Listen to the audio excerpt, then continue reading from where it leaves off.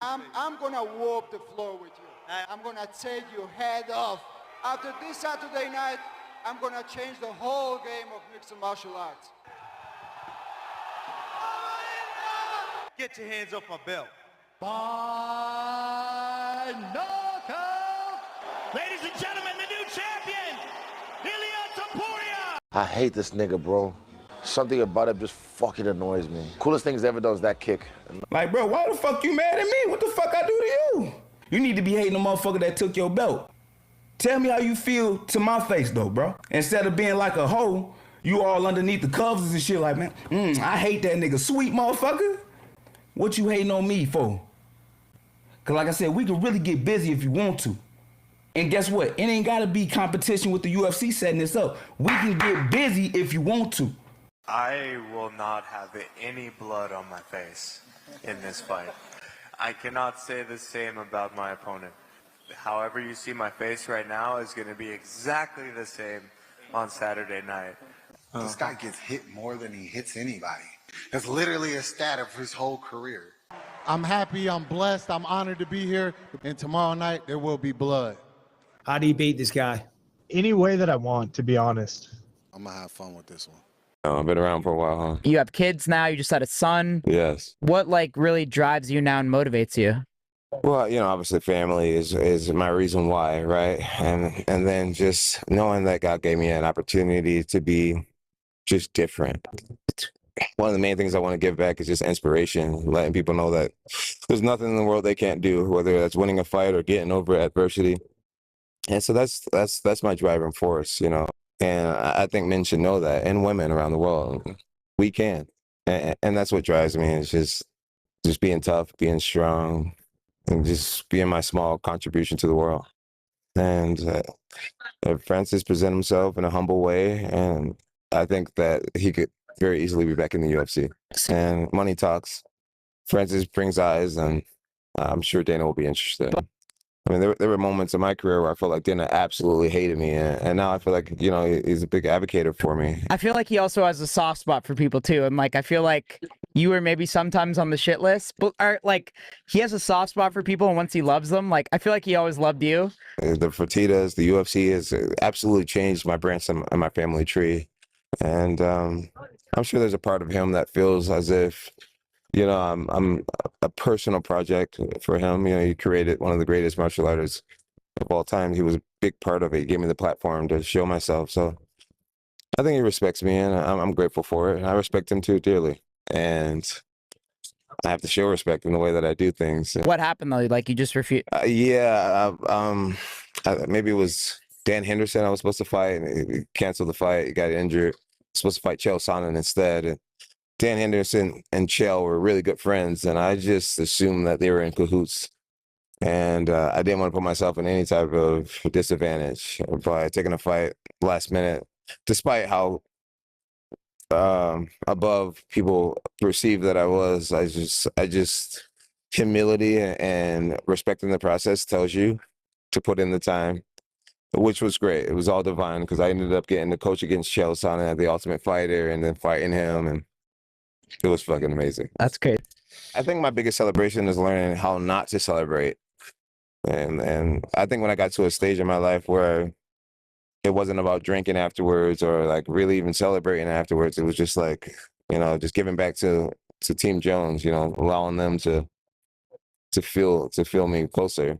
You know, I guess that was a big graduation for me. It was just like, you know, like, for example, pre-fight dinners, I slowly stopped doing that, you know, just realizing that the energy needs to be harnessed. And then even, you know, the post-fight, you know, parties, just like when you expect to win, you start to behave differently, I guess. Everyone's wondering, is Jon Jones retired? Is he fighting again? I don't want to say that I'm retired, because fighting's in my blood. Right now, I could really care less about fighting. I've been doing it my whole life at a very high level. And when the itch comes back, and if it comes back, then I'll do it with my whole heart. I'll do it to the best of my abilities. But right now, I look around and I realize what's true, what's real.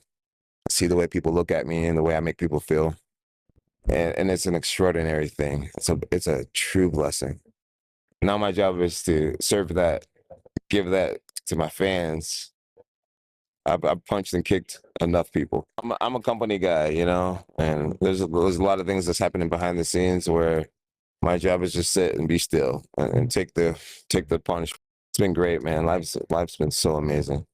What do you make of like Tom Aspinall and all the things that he's been saying about you? I think he's awesome, man. I think he's awesome.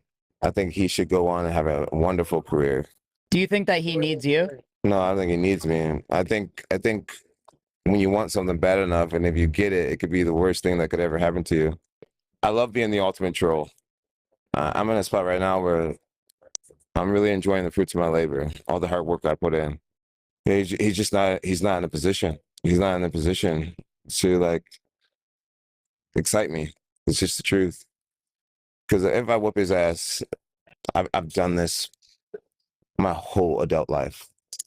I remember Rampage fans years ago, Rashad fans and Lyoto fans. I literally have replayed this story so many times in my life. The job of the UFC is to do what's right for the company. I could easily just say, I'm not fighting.